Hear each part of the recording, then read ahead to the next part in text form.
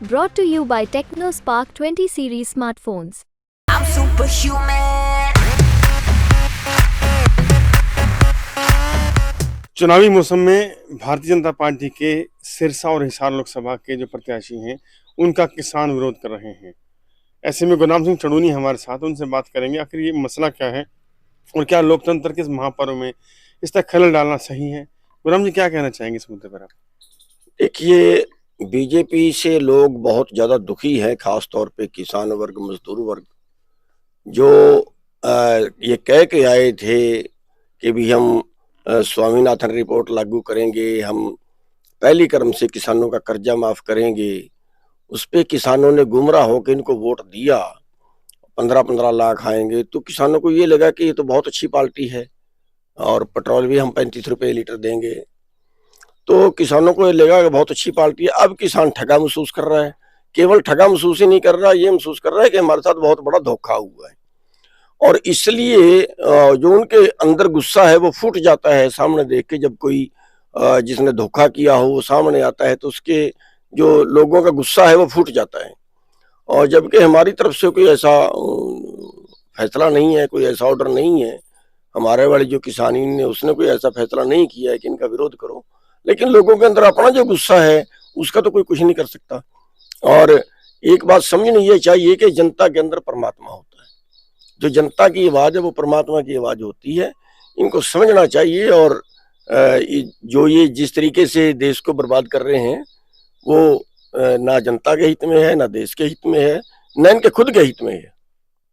लोकतंत्र में चुनाव तो जरूरी है, चुनाव हो रहे हैं तो चुनाव में बाधा नहीं लगता कि एक लोकतंत्र का सिस्टम है, उसमें वोट ना देना अलग बात है, विरोध करना कहाँ तक जायज लगता है? देखिए, विरोध जो है वो मैं जो बता रहा हूँ कि नेचुरली है, प्राकृतिक है। जो लोगों के अंदर गुस्सा है वो सामने आता है, वो कोई प्लानिंग के तहत नहीं होता। जैसे ही कोई दुश्मन या कोई गलत आदमी सामने आया वैसे ही एकदम लोग भड़क उठते हैं।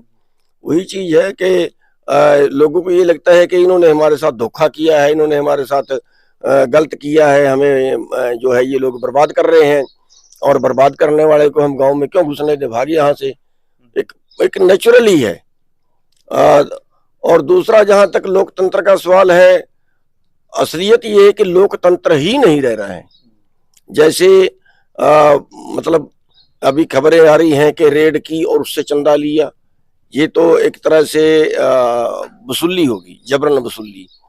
या जिसने चंदा दिया उसको इन्होंने काम दिया और उसको मुनाफा दिया, या पैसे लिए उसका कर्जा माफ कर दिया अमीर लोगों का, या आप कहें कि रोजगार जो लोगों से छीन के सारा बड़ी कंपनियों को दे दिया, और वो बड़ी कंपनियां इनकी सपोर्ट करती हैं, बड़ी कंपनियां इनकी फाइनेंसर हैं।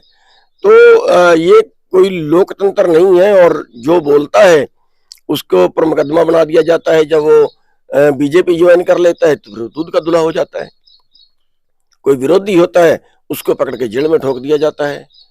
हिसार और सिरसा में ज्यादा हो रहा है, पंजाब के साथ की सीमाओं पर उधर लगता है उस इलाके में ज्यादा है। पंजाब से इन्वॉल्वमेंट तो नहीं है वहाँ की जो सरकार है, वहाँ ऐसा कुछ तो नहीं? देखिए, जहाँ पे ज्यादा संगठन मजबूत होता है, जहाँ के किसान ज्यादा जागरूक होते हैं, वहां पे हो जाता है। अब बहुत सी आप देखेंगे कि जैसे पूर्वी उत्तर प्रदेश है, अब वहां पे कभी आंदोलन को बहुत ज्यादा नहीं होता क्योंकि लोगों में जागृति नहीं है, और गरीबी इतनी है कि अपने पेट से ही फुर्सत नहीं इसके आगे वो सोच ही नहीं सकते।